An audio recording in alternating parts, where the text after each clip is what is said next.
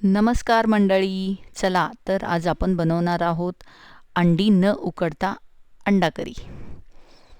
चला तर त्यासाठी आपण इथे घेतलेले 4 मोठे कांदे स्लाइस करून घेतलेले आहेत. थोडंसं तेल टाकून आपण ते गुलाबी होईपर्यंत परतून घेऊया. कांदे छान गुलाबी झाले की त्यामध्ये आपण ॲड करूया 2 मोठे टोमॅटो. हेही छान परतून घेऊया आपण. कांदे आणि टोमॅटो छान परतून थंड झाल्यानंतर आपण मिक्सरमध्ये याचं वाटण करून घेणार आहोत.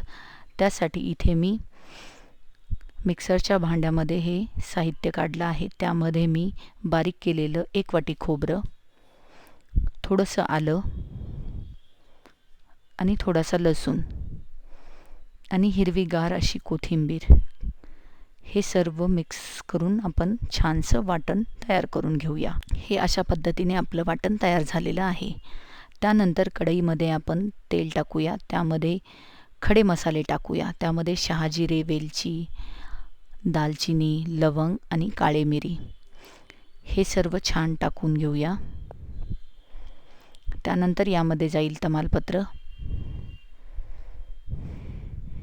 हेही छान परतून घ्या. थोडासा कलर चेंज झाला की यामध्ये टाकणार आहोत आपण वाटलेलं वाटण.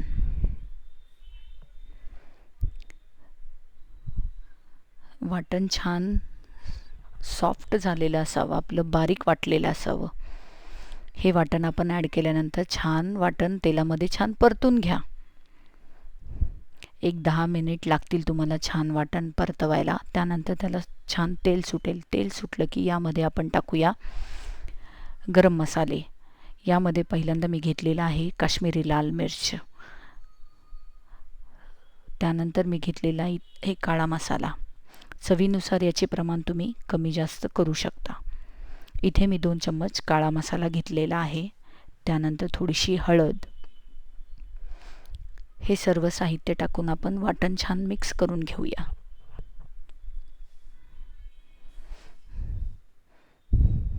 वाटणाला छान तेल सुटेपर्यंत वाटण छान मिक्स करत राहा. त्यानंतर थोडंसं तेल सुटलं असे तुम्हाला इथं दिसत असेल, त्यामध्ये ॲड करू आपण 1 चमचा तूप. त्यामुळे भाजीलाही खूपच सुंदर आणि अप्रतिम अशी चव येईल. त्यानंतर आपण यामध्ये ॲड करणार आहोत पाणी. पाणी गरम करून घ्या. त्यामुळे भाजीची चवही अजून वाढेल. तुम्हाला थिकनेस कसा हवा आहे, भाजी पातळ हवी की थोडीशी थिक हवी, त्यानुसार पाणी तुम्ही ॲड करा आणि छान उकळी काढून घ्या. छान उकळी आलेली आहे. त्यानंतर यामध्ये आपण ॲड करणार आहोत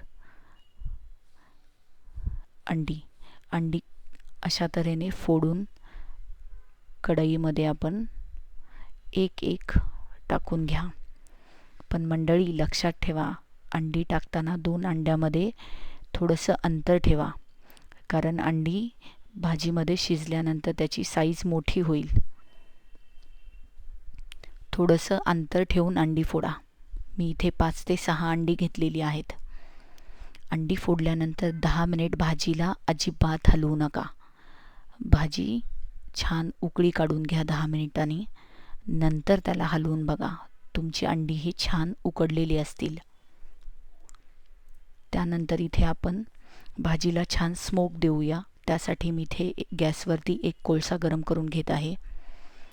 कोळसा छान गरम झाला की तो काढून आपण भाजीला छान स्मोक देऊया. हा अशा पद्धतीने मी कोळसा गरम केलेला आहे, बघू शकता.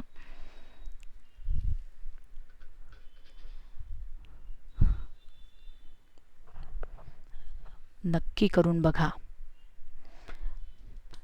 त्यानंतर कढईमध्ये मध्यभागी सेंटरला एक छोटीशी वाटी ठेवा. त्यामध्ये हा भाजलेला कोळसा टाका.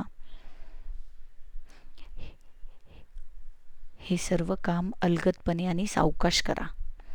त्यानंतर यामध्ये या कोळशावरती थोडंसं तेल टाका आणि पटकन झाकण ठेवून द्या. 5 मिनिटासाठी हे झाकण असंच राहू द्या. 5 मिनिटानंतर आपण झाकण काढून घेऊया. भाजीला छान स्मोक आलेला असेल. माझ्या पूर्ण घरामध्ये भाजीचा सुवास दरवळत आहे आणि बघून तोंडाला तर नक्कीच पाणी सुटत असेल तुमच्या. नक्की करून बघा आणि कमेंटमध्ये मला सांगा. ही अशा पद्धतीने आपली अंडी न उकडता अंडा करी तयार झाली आहे. बघू शकता किती सुंदर असा कलर आलेला आहे. तर मंडळी, नक्की करून बघा, आवडेल तुम्हाला. लाईक, शेअर, कमेंट करायला विसरू नका.